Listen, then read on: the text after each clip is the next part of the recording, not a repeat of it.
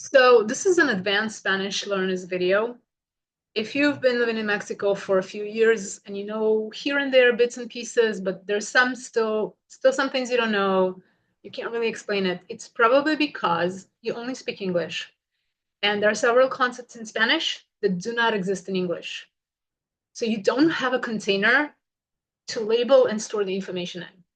And this is what we do during our one-on-one or group practice classes. We build a container for you where you give your reference point and you can analyze and gain ownership of the information correctly, especially the pronouns, things like mes dan, mes vean, te lo dejo. Second problem advanced learners have is that people speak very fast.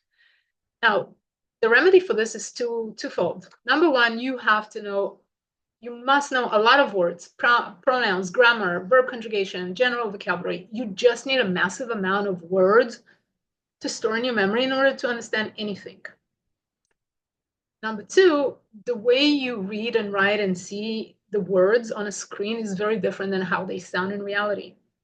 Now, let me explain that more in detail. Number one, if you drop me tomorrow in Japan and I only know 5 words in Japanese, eggplants, baguette, I don't know, omelette, and tea, what chance do I have to understand any conversation where I don't know the verbs, I don't know conjugations, I don't know like chair and sky and plane tickets?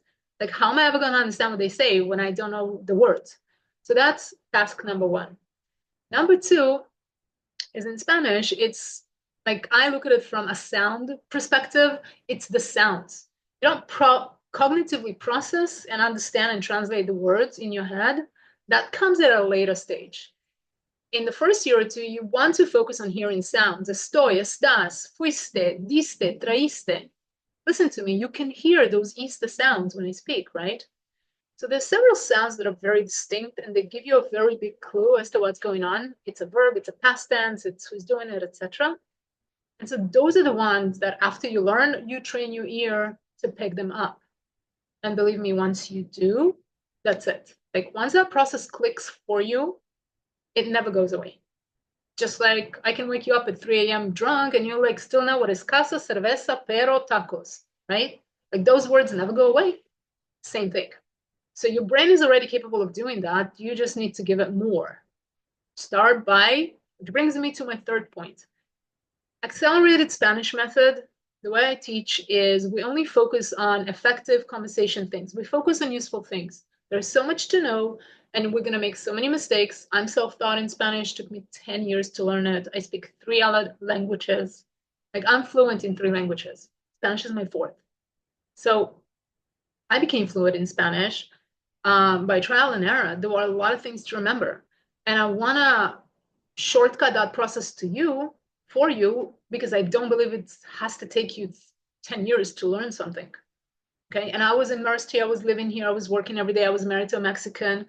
We lived next to his family in Mexico City, like as immersed can be. Okay. It still took me 10 years. One of the problems is that a lot of the textbooks are outdated. Like you don't want just general knowledge and general vocabulary. And some of the things Duolingo teaches you or Google Translate gives you words that are correct in Spain or like just very high literate like, but it's not really what people use every day.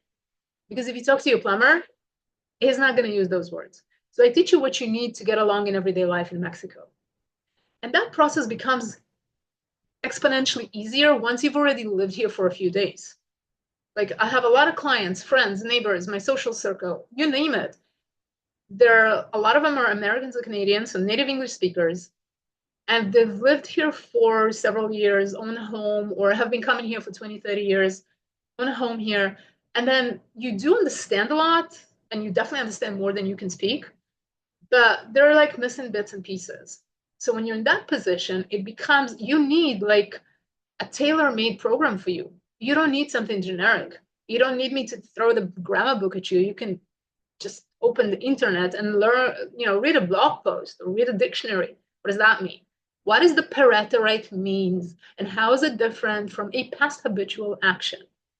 A lot of those websites use those very scientific like labels, which aren't the ones we use every day. When in the last 2 years have you ever thought in English about the term preterite? or past habitual action. We don't label those things for us internally, and ergo, they are like meaningless. So I don't advocate in learning this way. The way I do teach is I'm telling you, heraterite is a fancy word for simple past tense. So the simple past tense in English, I went, I did, I ate, I slept, I bought, I sold, I heard, I told, right? Simple enough?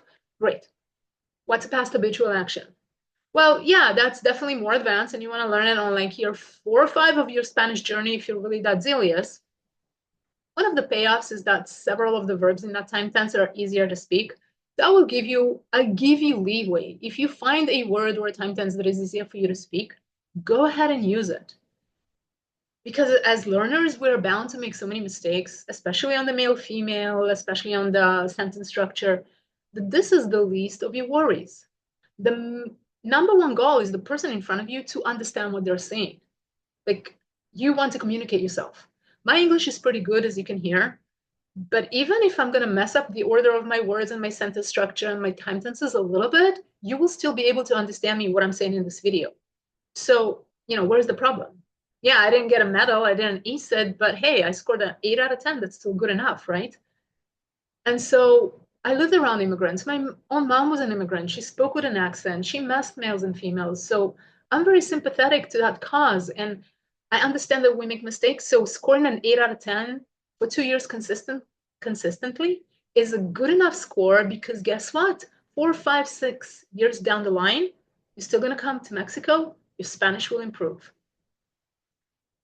So if you have been on Duolingo for 3 years or more, if you have lived in Mexico for 3 years or more, if you own a home in Mexico and have been coming here for 10, 20 years, and you have the time and the attention span to come and sit 2 to 3 hours a week and really invest into this, this might be the program for you.